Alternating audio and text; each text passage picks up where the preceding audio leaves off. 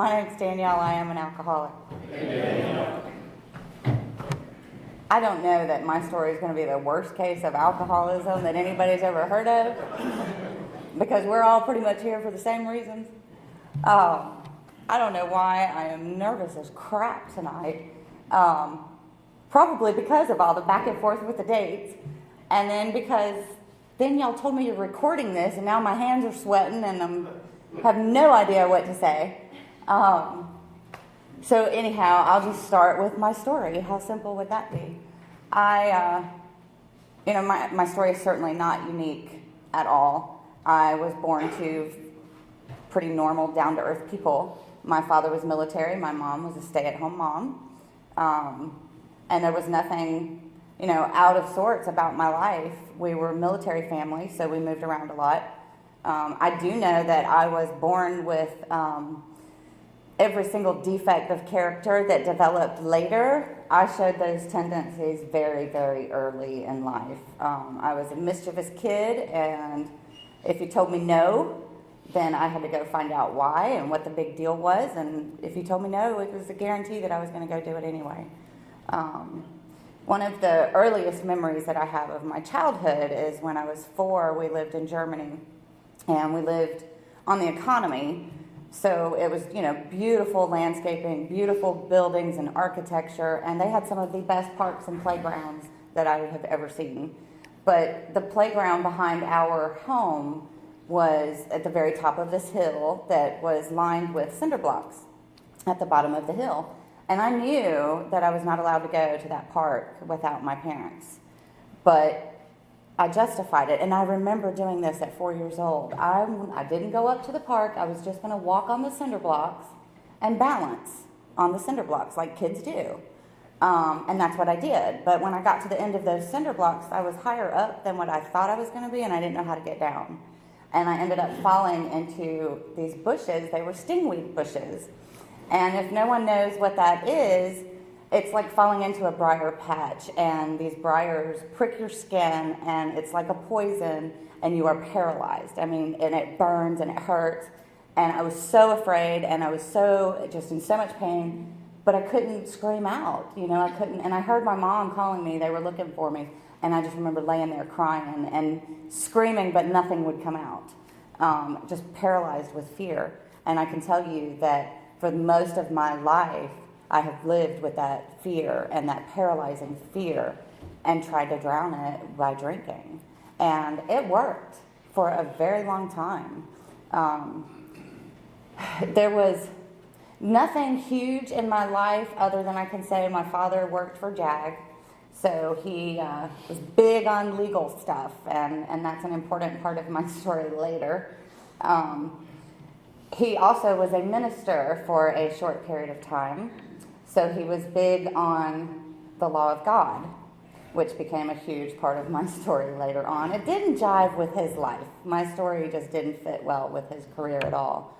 By the time I was 9, my parents divorced, and that was pretty devastating for me because I was daddy's little girl. I went with mom, and my sister, who was younger, was mommy's little girl, and I was daddy's little girl. And when that marriage split, I was nobody's little girl, and I remember feeling like that.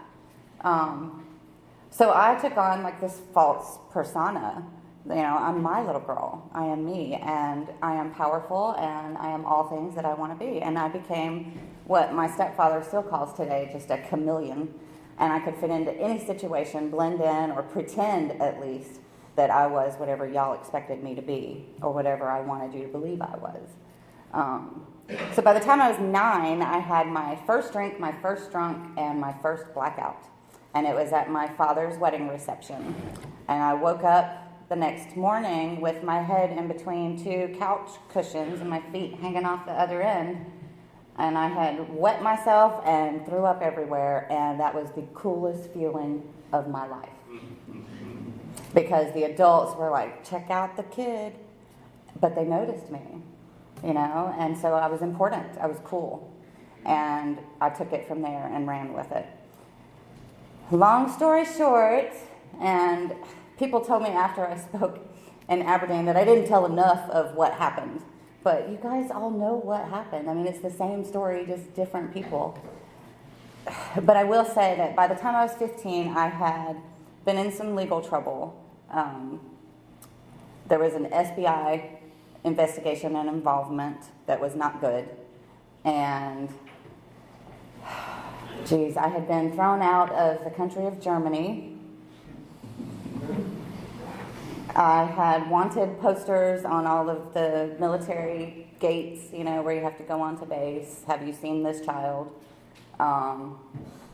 Didn't get my face on a milk jug or milk carton, but it was a rough time. And at 15 years old, the military, as well as the German Polizei, because we were back in Germany again, which is not a good place to be when you are in full-blown alcoholism, because it's too easy. And they had made a decision. It was either going to be my father's military career or me. And he chose his career. And they said, well, she's going to a German foster home until she turns 18. And my mother, who was back in the States, said, no, she's coming home. Because Mom is the perfect little Al-Anon, but she also is a perfect example of unconditional love. Because if she had not taken me back, God only knows, I would have turned 18 in a foreign country, and who knows where my life would have been. So I came back, and I didn't last very long at home. I was a chronic runaway, which is how I got my picture on all the gates. And I don't think I was home maybe 4 months before I took off again. And in like 6 months' time, I was just losing weight. I was doing nothing but drinking. And I remember that I lived mostly off of potato chips. And I would bounce from house to house to house, and most of those were abandoned. And I always had a bottle and a bag of potato chips. And I got picked up, and they put me in juvenile detention because of some other things that were going on. And in juvenile detention, they said, we can't help her. There's something medically wrong with her. So they shipped me up to Raleigh to this 28-day treatment program that had a section for juveniles and a section for adults. And I walked in, and they shut those double doors, and they said, here's your little blue pajamas, go change, we'll be with you in a minute. I think I came to 14 days later, and they said, sweetie, you were severely dehydrated, you had this, this, and this in your system, there's not going to be any games here, you can't BS us, you are in treatment for chronic alcoholism at 15 years old. And, you know, I literally sat up and went, ooh, okay, you know. But they had this system with these blue pajamas, and, you know, I couldn't stand the color blue for years after this. They had this system where they put you in these blue pajamas, and they had these things called rules that did not bode well with little Danielle.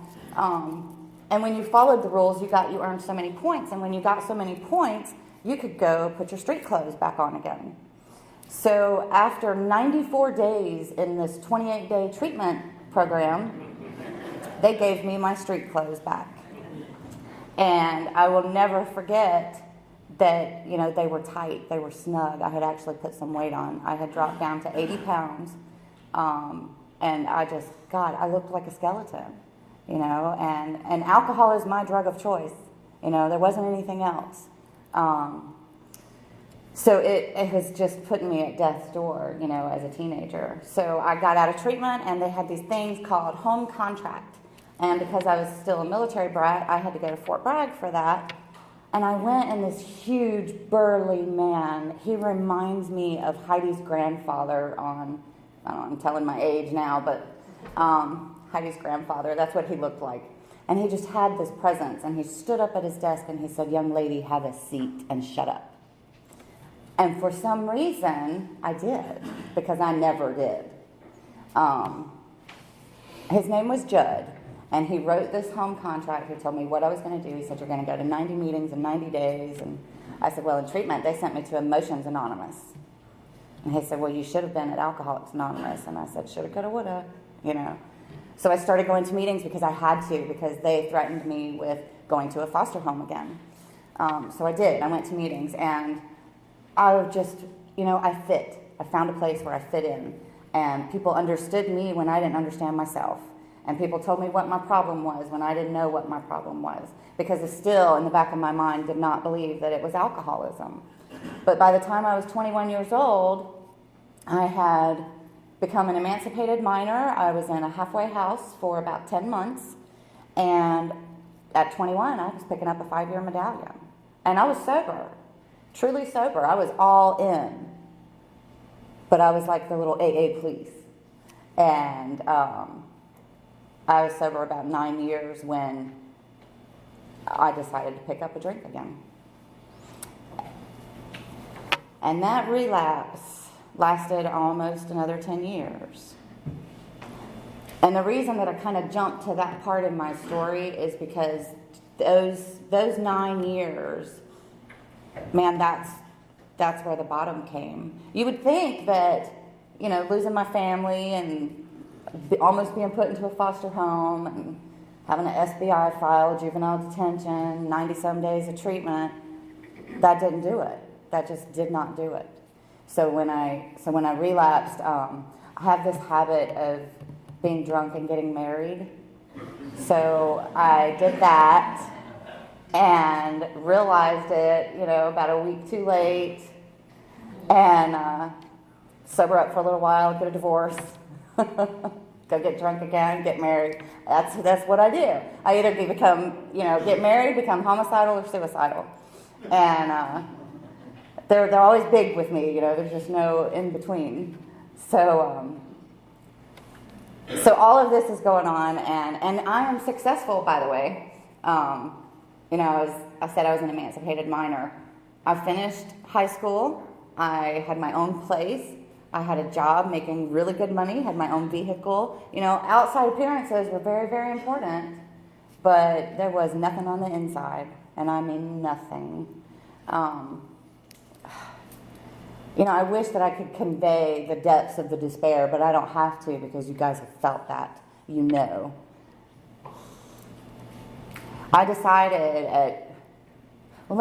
during those 9 years, nothing really happened to say in the back of my head, maybe you should go back to Alcoholics Anonymous. Maybe you really are an alcoholic. There were a few events. My husband actually said to me, he said, I have to take you out of town just to get you to be you. And I, would laugh it off at the time, didn't think anything of it until I got sober years later. Now I understand what he meant by that. I lost a sister during that relapse. I lost a father to suicide during that relapse. And the grief,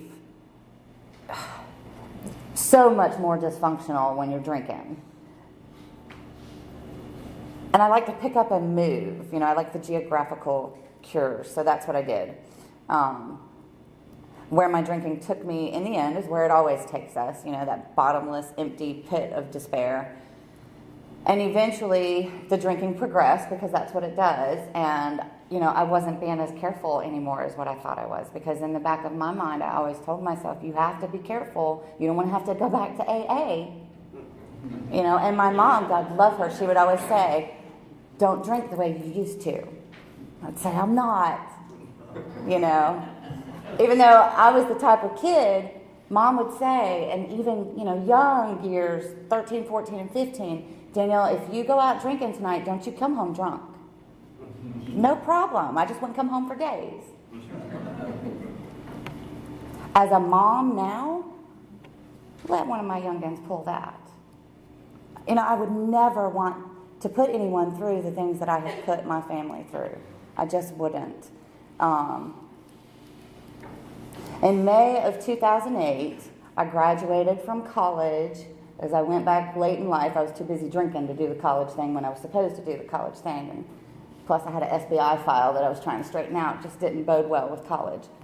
So I eventually went back to school, and I graduated in 2008.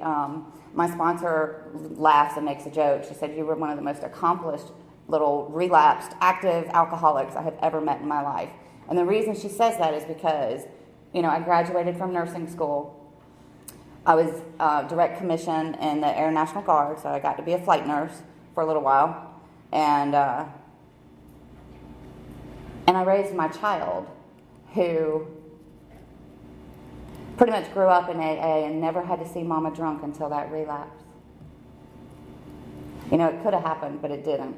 And in the end, I ended up overdosing on alcohol here in Moore County, and I got carried out of a bar on a stretcher with colleagues surrounding me and trying to save my life, and then calling my sisters into the ambulance saying, y'all need to get back here because she's not responding, she's not going to make it. And I don't remember any of that. I woke up in the ER surrounded by colleagues, so embarrassed. And I remember one of the nurses who passed away recently, who's a huge mentor for me. He said, hey, Dee, we didn't cut your jeans off. That was my top priority. Not how did I get here or, oh my God, did I drink too much again? Just, you better not have cut my jeans off. And then the physician came in and he said, were you trying to kill yourself tonight? And I'm like, dude, I graduated. No. Well, good, because you have an allergy to alcohol. And what it did was it depleted my potassium level so much that my heart stopped. I have a true allergy to alcohol. My whole life has been trying to tell me this. And you know what? I didn't stop drinking in May of 2008. I went and hit it again. And by October 31st of 2008, I ended up on the bathroom floor of my house. I seem to like bathroom floors. And I put a gun in my mouth after playing eeny, meeny, miny, moe, and I pulled the trigger. And right about the time I pulled that trigger, my telephone rang. And I answered the phone, and it was my mom, and she said, your daughter called. Miranda is her name. She said, she called, and she said that you're locked in the bathroom, she can't get you out. What are you doing? She said, you know what, never mind, I'm coming over. And I got scared. Well, I don't want mom to know. So I threw the gun and the dirty clothes hamper to both of them. And I went and got on my bed, and she must have been flying, because she showed up and like a good little Al-Anon gave me a sleeping pill and put me to bed.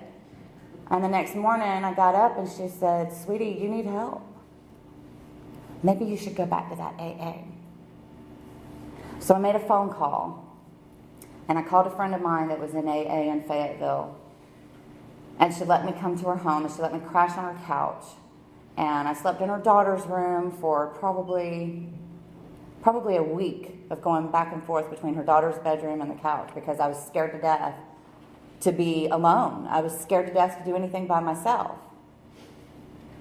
And you know, when I had that incident in May of 2008, I was so weak. I could not pick my hand up to feed myself. My brother-in-law had to feed me, and I don't like him very much. That was humiliating. But it wasn't humiliating enough to make me stop. I almost died that night, and I did not stop. So I went to this friend's house, and she said, we're going to meetings. And I said, okay. And so we went to meetings, and I came out of the bathroom of the meeting group there one day, and this attorney who knew me when I was a kid, he said, can I talk to you for a minute? And he pulled me outside, and he said, what happened to you? That light in your eyes, it's just gone. You know, what happened? And I just broke. I lost it. And I told him what I did, and he got me some help. And I went to outpatient treatment here in Pinehurst until I could pick my hands up again, until I could get myself dressed in the mornings and actually wash my hair, because I was at the point where sweatpants and a baseball hat and give or take a toothbrush would do. And so I started becoming more a part of Alcoholics Anonymous. And then what happened was, now my alcohol was gone, so all I was left with was this big bundle of character defects. And it started coming out completely pear-shaped. I don't know, that's what we say in Alabama. We say everything went pear-shaped. And it did, because what I became known as was the person that could destroy the unity of a group in a heartbeat.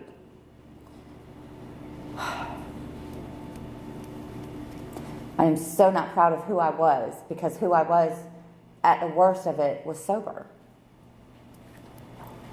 I was working the steps, but I wasn't doing them thoroughly. I wasn't looking mostly at me. I got hung up on resentments. And the way that all of that panned out in my life was I would just pick a fight. Because you looked at me wrong. Because I hated self. And so I became known to that little AA group in Fayetteville as trouble. And they weren't joking. You know, I've had people who knew me from when I was in Alcoholics Anonymous the first time. He used to pull me off of people for fighting when I was 15 and 16. He had to do that again later in life because that was what I knew. Sometimes I make a joke and I say, but at least I never threw chairs at meetings. Because I never did. But don't put it past me to throw a person across the room in a heartbeat, and that's what happened. And I'll tell you what changed, because that's who I was. And it's ugly, it's not pretty, but that's what it had to be for me to see who I really was and who I didn't want to be anymore. And so I started praying, because that's what people said do. And I was reading a book. It's not AA approved, but I'm going to tell you something. It's what made me open-minded. And it was called Conversations with God. Because I'm a preacher's daughter and a preacher's granddaughter. And you cannot tell me to go pray. Because when I came back into Alcoholics Anonymous, there was nothing to pray to. And there was nothing to pray for. Except for how much longer are you going to keep me here? Just take me. It's easier. And my daughter came up to me and she said, Mom, I got really tired of going and looking for jewelry to wear in your jewelry box and finding mini bottles. I got really tired of having to tuck you in at night and see that glass beside the bed or that bottle in your hand. It's kind of backwards, but that's the way it was. The glass would be on the table beside the bed, and the bottle is what would end up in my hand. And so I finally took her seriously, and I started praying, and I said, God, I don't know how to change me. And at this point, I'm like 3 years sober, and I'm not changing. The group's trying to vote me out. They don't want me anymore. I've got restraining orders against this dude, you know, and all we know how to do is fight. And now I can't fit into AA either. You know, God, just take me. So I prayed and I prayed and I prayed and I prayed. And somebody said, you need to pray for a sponsor is what you need to do, stupid. So I prayed and I prayed and I prayed. Okay, God, you want me to have a sponsor? Give me a sponsor. But give me one that's going to show me how to do these steps and save my life. Because my life needs saving or it needs taking. And that was my prayer. And so I had this dream. And this is such an important part of my story. It's weird, but I swear this is the truth. One of my old sponsors told me in the beginning, she said, Danielle, keep a miracle list. Because that's going to help you come to believe. Whatever. But I kept that list. And one of the earliest miracles that I had was I was talking to that same woman that I called that let me sleep on her couch and let me sleep on her daughter's bed. And she said, you know, we never see double rainbows. Have you ever seen a double rainbow? And I was like, no, you never see a double rainbow unless you're in Hawaii. And I came out of Staples the next afternoon, and there was a double rainbow in the parking lot. I put it on my list. All right, maybe that's a little miracle, double rainbow. We'll see if this stuff works. And so I prayed and prayed and prayed and prayed and prayed and prayed, and I had these little miracles start to happen. This guy spoke in a meeting. He said, you know, when I first got here, my life no longer mattered. Today it matters. And at the end of the meeting, he picked up like a 7-year chip, and I went, wow, his life matters. And then I started crying, and I said, I want my life to matter. And by the time I was picking up my 4-year medallion, my life mattered. And that was a miracle, and it went on my list. And so I had this dream this night, stupid little dream, but I swear, it made such a difference to me. I was dreaming about a sponsor, and who could I get, and, you know, blah, blah, blah. And so in my dream, I'm Dorothy from The Wizard of Oz, and I drop the house on the Wicked Witch. So in my dream, I walk around the house to see what the Wicked Witch looked like, and it's this woman that goes to AA that hates me. And she is evil, and they called her Lunatic Lou for a reason. And it's because before she got sober, she was just like me. She wanted to kill everybody. But she hated me, and I remember waking up going, oh God, I can never ask her. I don't even like her.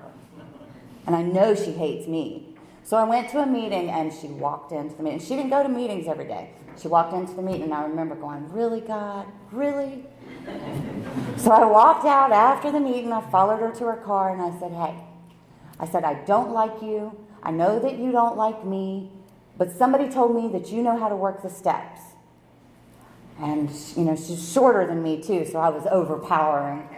And she looked up and she said, well, you must be serious because I don't play games. I said, well, neither do I. And she said, well, go get your big book and your 12 and 12. Meet me here tomorrow. And I was like, tomorrow? You want to start this now? She said, well, do you want to live or die? I said, I don't know yet. She said, we'll find out. And so we did, and she met me every single day. And what we did was we started with step 1. And we did it a little funky because I'm a little funky, and I don't like rules, and I don't like you to tell me exactly what to do. But she didn't really know me. We hated each other, and we didn't know why. It was because we were so much alike. And because she could call me on it because she was me. So what she made me do was she made me start this timeline of my life. She made me start with the year that I was born. And she said, whatever you just know that happened during that year, just write that down. And so I did, and I did this for every year of my life. And when we got together, she said, okay, how does step 1 apply to this event right here in your life? And that's how we did it.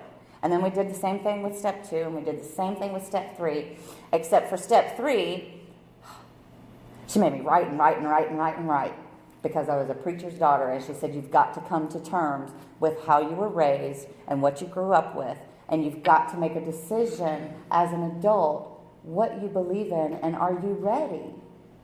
Because once you make this decision, God's not going to give it back to you. And I didn't believe her. But we did it. So then came that horrid step 4 and 5. And I'm going to tell you, when I did my 5th step with her, I found out that I'm a perfect example of what not to do to get sober. I'm a perfect example of how not to become a member of a group.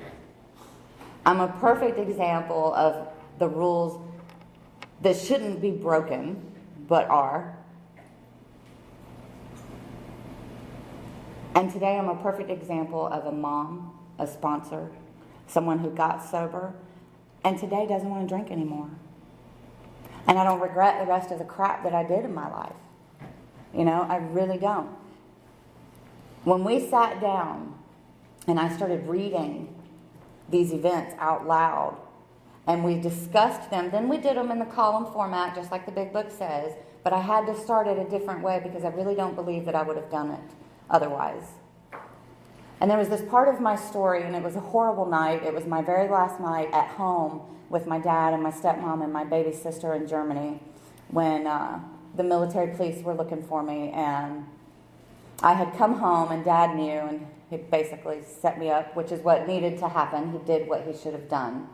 But they plowed into the house, and threw me down on my stomach and had me handcuffed behind my back and had my feet somehow handcuffed to my hands. I still don't know how they got me down like that, but they did. And I remember picking my head up, and I saw my 5-year-old sister standing at the end of the hallway, and she said, I love you, big sister, but I can't anymore because you're a monster. And I was a monster.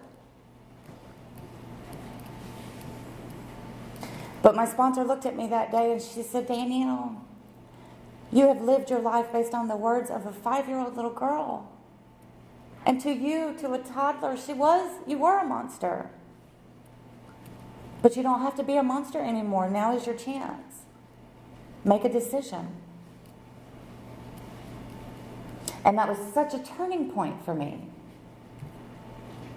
She was also a little weird. She played this song before we did the 5th step to make me feel. It was called Heal the Wound but Leave the Scar. It's a Christian song, and I was like, I'm not listening to that. And she said, yes, you are. And so I did, and it got the ball rolling. And we got to talk about things. And I realized that, I did these things in my life, but I'm not as bad as I thought I was in some areas. I'm not as good as I need to be in others. And we're going to work on that. And we did the corny, cheesy, defect of character box. And I had to come home and pull one out every night and say, this is the one you're going to look at tomorrow. And so I did. And while I'm in the middle of 7 and 8, I get in a fist fight at an AA business meeting. I sure did.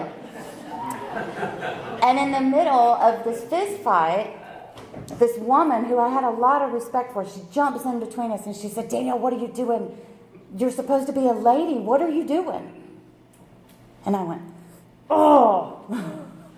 And I went and I sat down outside on the bench, and this other woman came up beside me, and she said, she was breathing heavy, and she had her hands on her hips, and she went, are you okay? And I went, I'm just getting warmed up. You want some? Because the monster had come back.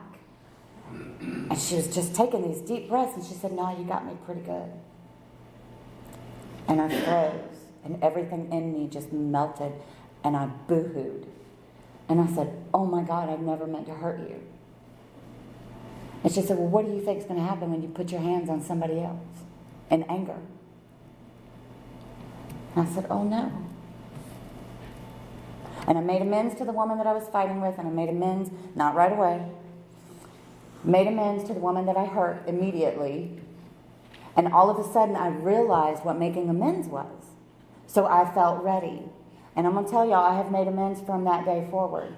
And some of them I'll never get to make. My baby sister that called me that monster, she passed away. My dad, who I almost ruined his military career, he's gone now.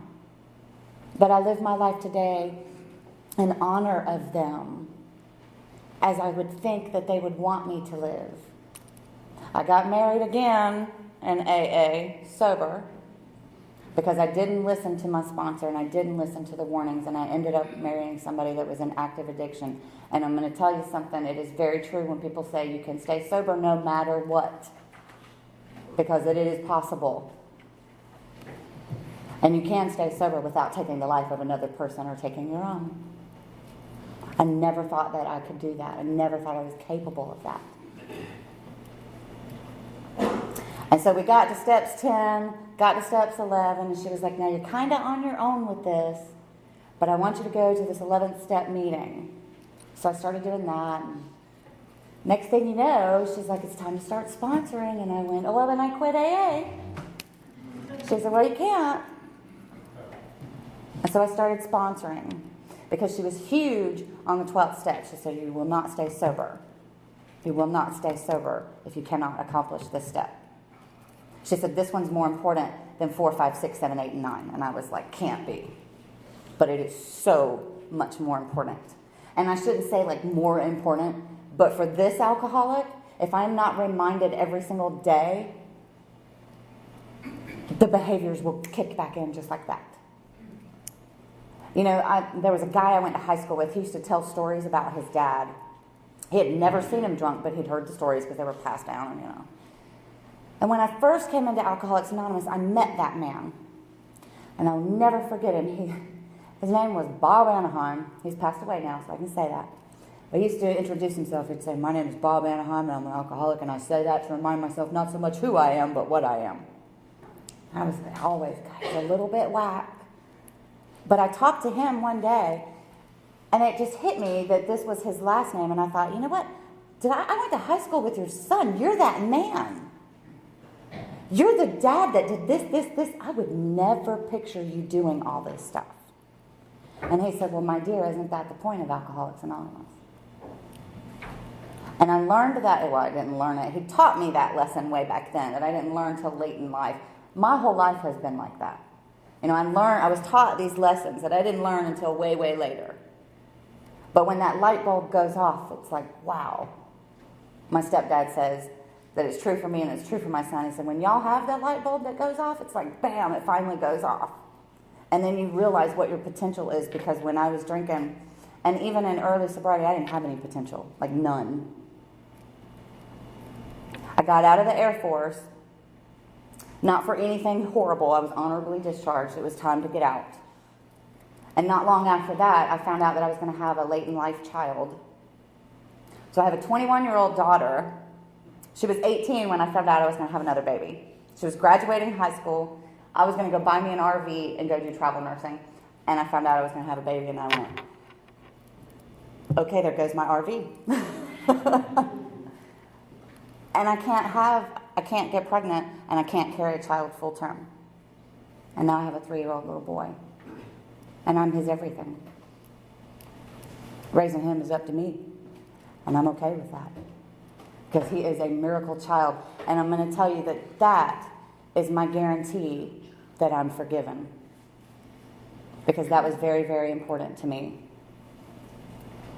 You know, my mother and I didn't speak for about 3 years. Because my daughter couldn't stand seeing me when I first came back into Alcoholics Anonymous. Not because I was still drinking, because she couldn't stand me. Because I was the monster. And she left, and she moved in with my mom. And as far as I was concerned, they took my child. And I walked up to my mom in a courthouse because it got legal. And I looked at my watch and I said, you know what, Mom? I want you to know that on this day, at this time, my mom died. You are dead to me. And for those 3.5 years that we didn't speak, I would even share in meetings about that B word that birthed me. Today, she's my best friend. God has a funny way of doing things. When I let go of my mother, I let go of my whole family. I abandoned everyone. I disowned everyone.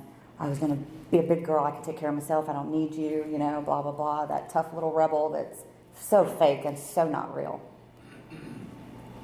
And one night I was having a discussion, an argument, about my ex-husband's sister because I didn't want her at my house. And he said, you know what, we need a timeout. And he left. And right after he left, the doorbell rang. And I figured he'd forgot something. I went and opened that door, and it was my sister. And I just looked at her, and I said, now is not a good time. And she started crying. She said, you're my big sister. I miss you. And I started crying. And 2 weeks later, we were at dinner with the family. And it was hard. It was so hard.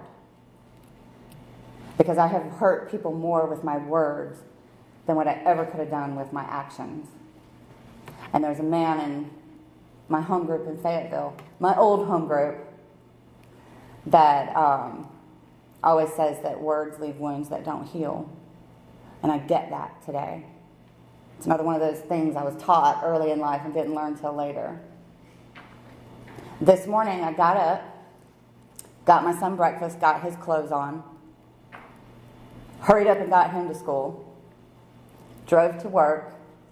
My mother and my sister picked me up so that I could go with her to a very important doctor's appointment. I wouldn't have done that 8 years ago. I wouldn't have done that 4 years ago. I picked up my white chip November 1st, 2008, and I picked it up after the meeting when nobody was looking, and they had already put everything up, and I went back, and I went like this, and I put it in my pocket, and I kept on walking.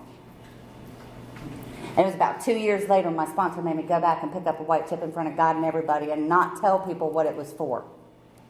It was for a new attitude, not because I'd relapsed. Just let them think what they want. You're you today. You are self-aware.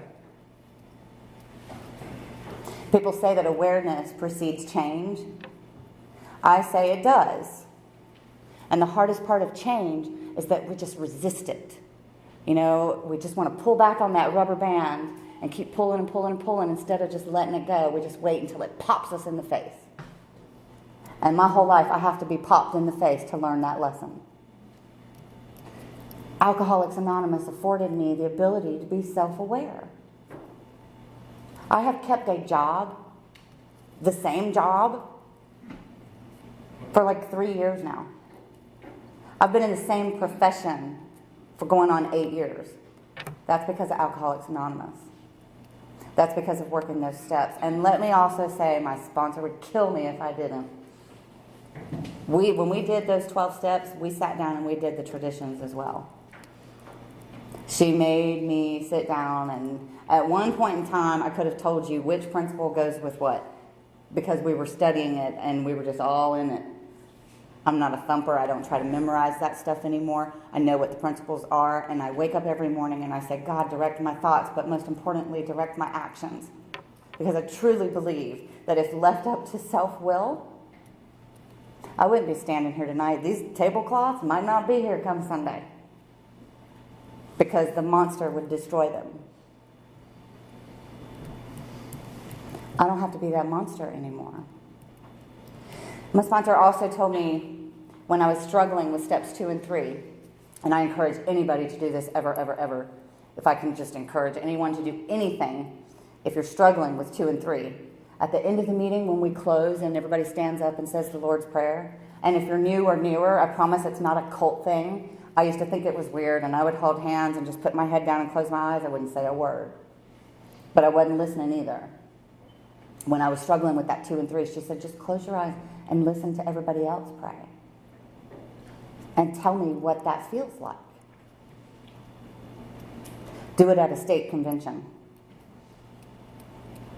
Do it at a huge group and just stand there and don't say a word. Just listen. There is a power there.